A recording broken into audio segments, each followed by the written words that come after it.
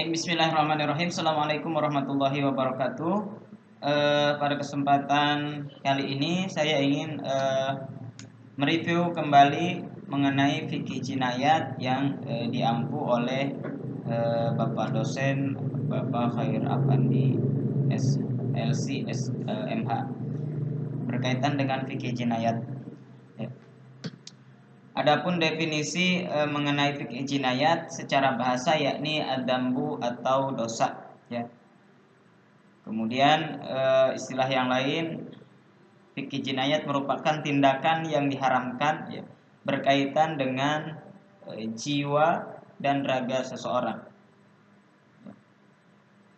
Walaupun secara praktek jinayat di negara kita tidak dipraktekkan secara seutuhnya, ya, karena memang negara kita tidak berlandaskan syariat Islam, ya.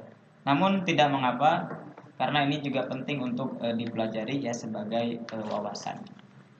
Baik. Adapun jinayat, ya, itu terbagi kepada 3 bagian. Yang pertama yaitu amdi, ya, membunuh secara sengaja. Kemudian yang kedua syibhul amdi, ya, yaitu seperti sengaja, menyerupai sengaja, tapi tidak ada niat membunuh. Nah, kemudian yang ketiga yaitu khata, karena memang kesalahan. Adapun yang pertama, yang amdun, ya, membunuh secara sengaja, ya memang pembunuhannya sengaja, ya, baik itu direncanakan ataupun tidak, ya. Misalnya saya dendam kepada seseorang, kemudian saya melakukan suatu perencanaan untuk membunuh, entah itu ditabrak, entah itu ditikam dari belakang, ya, dan lain sebagainya. Nah, ini kemudian yang disebut dengan amdun, pembunuhan secara sengaja, baik baik direncanakan ataupun tidak direncanakan, karena memang ada niat, ya, kembali lagi kepada niatnya. Nah, kemudian yang kedua syibhul amdi, ya, yang menyerupai sengaja. Dia tidak ada niat membunuh, ya, tidak ada niat membunuh, kemudian tanpa sengaja orang tersebut terbunuh. Misalnya saya mukul orang dengan sapu lidi. Sapu lidi pada umumnya kan tidak menyebabkan kematian. Nah, namun suatu saat, ya, ketika saya mukul orang tersebut dengan sapu lidi, nah kemudian orang tersebut meninggal. Nah, inilah kemudian yang disebut dengan syibhul amdi, atau membunuh seperti sengaja padahal tidak ada niat membunuh memang.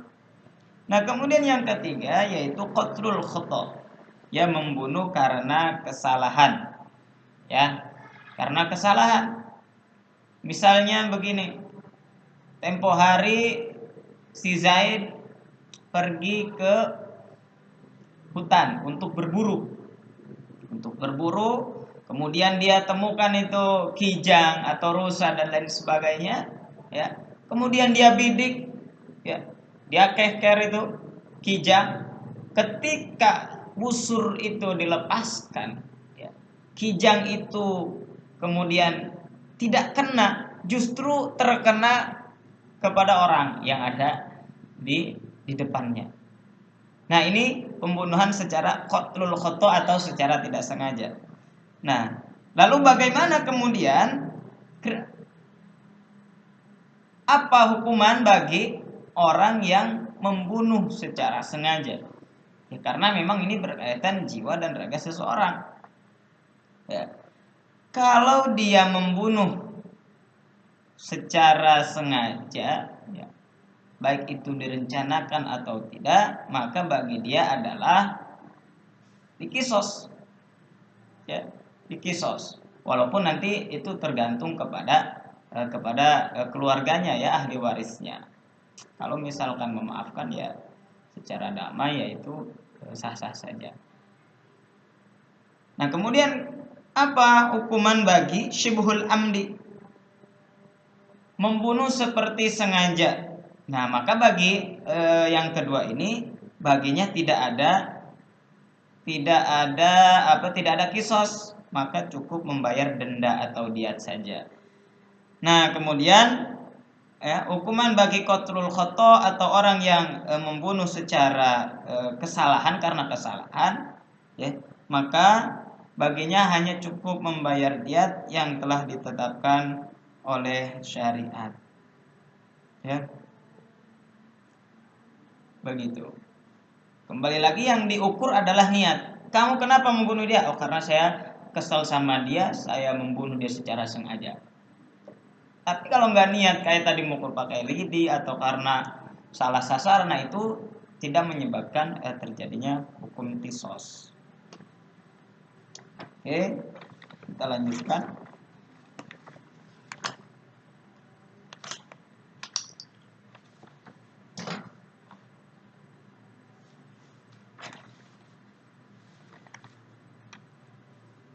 Aksamul jinayat dunan nafsi.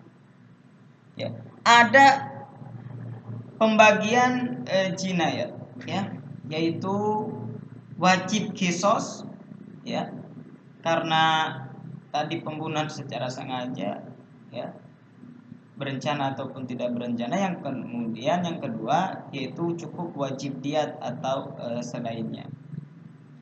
Nah, kemudian ada syarat-syarat wajib kisos, ya. Syarat wajib dikisos yang pertama tadi sengaja, ya, karena sengaja. Kemudian yang kedua saling membenci atau memang orang tersebut bermusuhan. Yang ketiga penganiayaan, ya, penganiayaan, ya. Kemudian yang keempat harus sesuai dengan tempatnya. Artinya dia apa kalau dia memotong tangan seseorang di bagian telapak tangan, di bagian pergelangan tangan, yang mesti harus di sini, harus di di pergelangan. Atau andai kata dia kehilangan tangannya sampai sini, sampai sikut misalnya, sampai sikut, maka tidak boleh kemudian lebih daripada sikut. Ya, yang keempat manfaatnya sama, ya, yaitu, ya, kalau dia tidak bisa makan dengan tangan kanan, ya, yang dihilangkannya itu tangan kanan, ya, maka dikisos juga tangan yang kanan, ya, karena dari segi manfaatnya. Nah, kemudian yang keenam yaitu ada kemungkinan kisosnya tanpa menyiksa.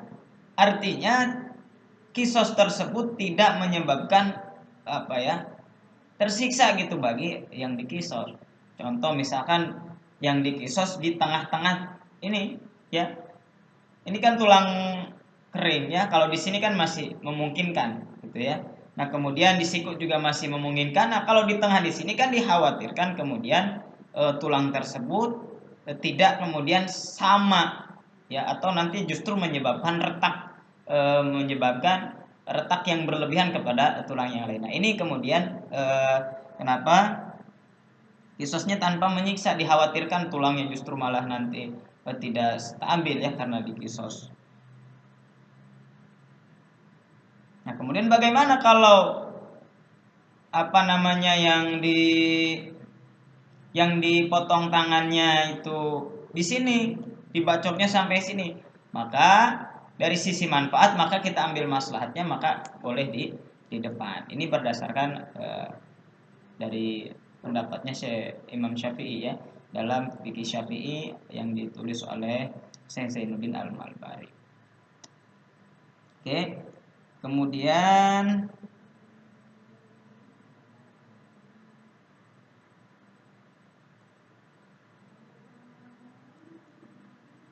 ada unsur, ya, di sini ada unsur mujani alaihi memukallaful jani. Unsur yang pertama yaitu harus sekufu, ya, budak dengan budak, kemudian jumlahnya sama, ya, yang dikisos, kemudian sama agamanya, ya.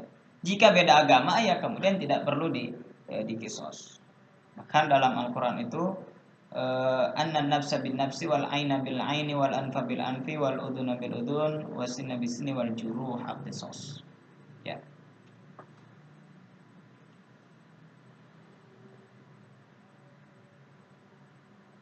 Nah, kemudian apa hikmahnya diat? Ya. Hikmah diat yaitu Islam tidak ada aturan untuk menyiksa, ya, melainkan mendatangkan maslahat. Jadi adanya diat ini, ya, kemudian untuk memberikan kemudahan, kemaslahatan bagi umat manusia. Nah, kemudian ada tindak pidana yang sampai kemudian menghilangkan nyawa.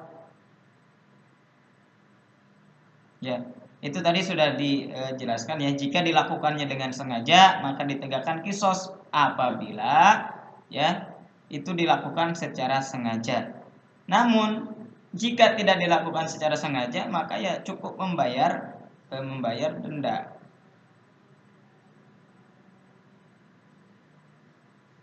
Nah, begitulah kemudian ya, itu di pertemuan yang kedua. Nah, kemudian tindak pidana tidak sampai membunuh. Ya. Yang pertama, tindak pidana yang tidak sampai membunuh. Ya. Yang pertama yaitu yang dipotong itu benar-benar terpotong sampai putus. Jadi tidak ngaplek. Ya.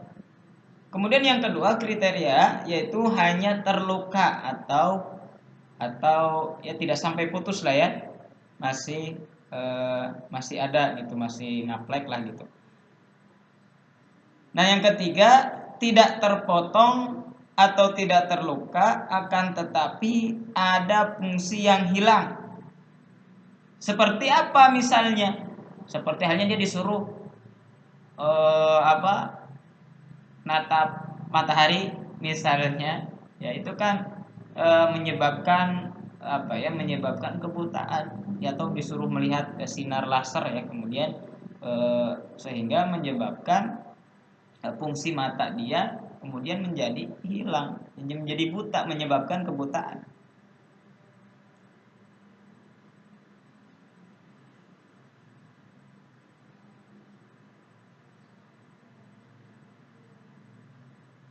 Nah, kemudian jinayat kedua tangan dan kaki. Jika yang dikisos ada anggota badan yang hilang, ya.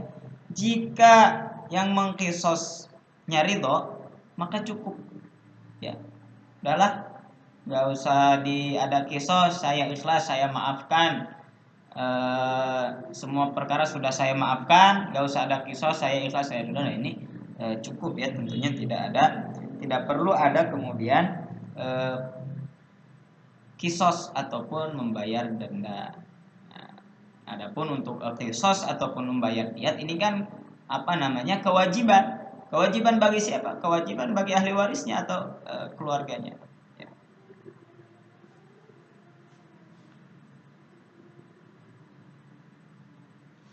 Nah, kemudian dalam pertemuan yang kelima ya berkaitan dengan pembagian jinayat, anggota-anggota jinayat. Yang pertama yaitu lisan, ya. Kemudian ada bibir, ada gigi, ada zakar, kemudian rambut, ya. Ada juga alis mata, ya, alis mata ini.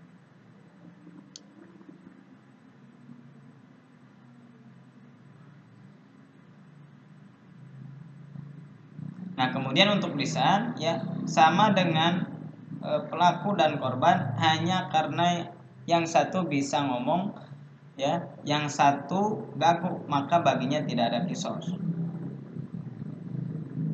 Yang kedua, jika yang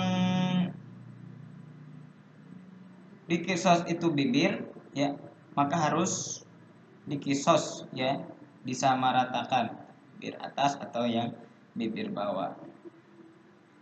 Nah, kemudian gigi ya, karena punya fungsi masing-masing dan dikisos sesuai dengan pelaku. Misalnya begini, Dia ditonjok, kemudian gigi atas yang patah atau copot lah.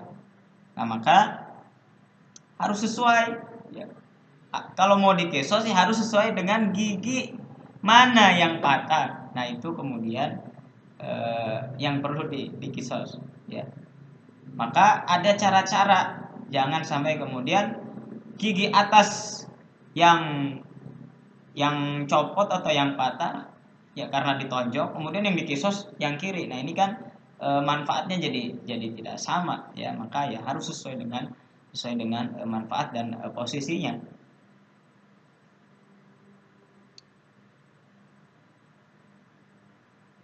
Kemudian rambut ya, rambut. Maka bagi rambut tidak ada kisos ya. Karena apa? Kenapa? Memang ya gimana? Emang kisos rambut jadi cabut rambut saya.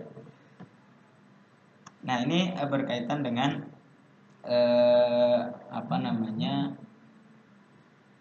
anggota-anggota badan yang memang dikisos dan yang tidak. Kemudian dalam pertemuan 6 yaitu berkaitan dengan luka ya. Nah, kemudian jika yang dikisos itu dari segi wajah ya, berkaitan dengan wajah, jika seseorang melukai wajah maka kisos baginya. Kemudian jika disamakan maka wajib kisos. Nah, adapun jika organ dalam ya maka baginya tidak ada kisos. Misalnya nendang perut. Waduh, nendang perut. Yang luka sampai ginjal misalnya. Nah, maka bagi organ dalam tidak ada kisos. Kenapa? Karena kalau ditendang ulang bisa jadi yang terkena bukan ginjalnya misalnya, malah kena ulu hatinya, kemudian sehingga fungsi dan tempatnya tidak sama.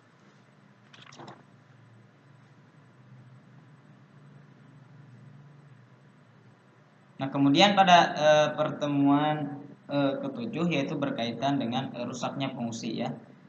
Karena memang memukul misalkan sampai menghilangkan fungsi ya. Karena rusak atau karena terlukai, seperti halnya tadi ya ketika mata misalnya, mata dia disuruh melihat matahari atau sinar UV, maka baginya tidak ada kisos ya. Mungkin itu yang bisa saya sampaikan, yang bisa saya rangkum dari apa yang disampaikan oleh Bapak dosen. Kurang lebihnya mohon maaf. Jika ada kekurangan mohon atau ada kesalahan mohon dikoreksi dan diberikan saran dan masukan-masukan agar menambah wawasan dan pengetahuan bagi saya secara pribadi berkaitan dengan fikih jinayah. Kurang lebihnya mohon maaf. Assalamualaikum warahmatullahi wabarakatuh.